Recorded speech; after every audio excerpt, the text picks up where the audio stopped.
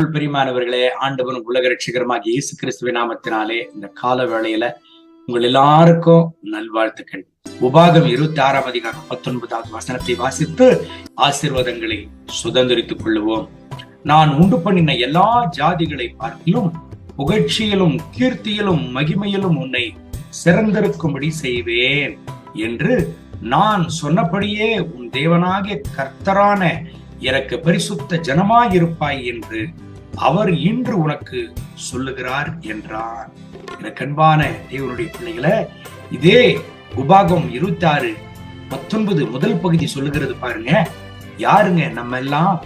நான் உண்டு பண்ணின எல்லா ஜாதிகளை பார்க்கிலும் புகழ்ச்சியிலும் கீர்த்தியிலும் மகிமையிலும் உன்னை சிறந்திருக்கும்படி செய்வேன்.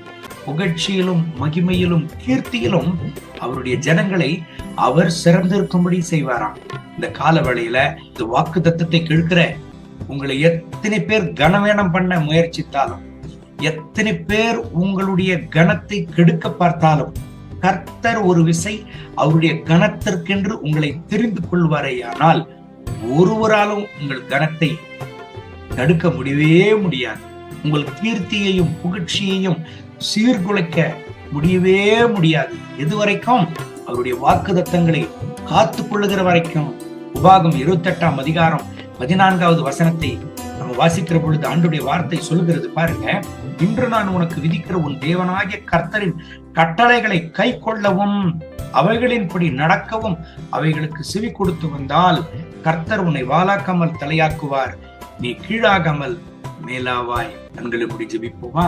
ஆண்டவராகிய இயேசு கிறிஸ்துவே, பிதாவானவரே, இதோ இந்த கால வேளையில இந்த ஜபத்துல இணைந்திருக்கிற ஒவ்வொரு கர்த்தருடைய பிள்ளைகளை நீ கண்ணோக்கி பாரு.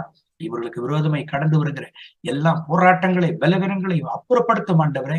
இவர்களுடைய நல்ல பேரை கெடுக்கும்படியாக, இவர்களுடைய பேரை உருகுலைக்கும்படியாக காணப்படுற சகல சதிகள் முறியடிக்கப்பட்டு போகட்டும். மகிமை கனம் துதிவாக்கி இயேசுவின் நாமத்தில் கேட்கிறோம் நல்ல பிதாவே. ஆமென், ஆமென்.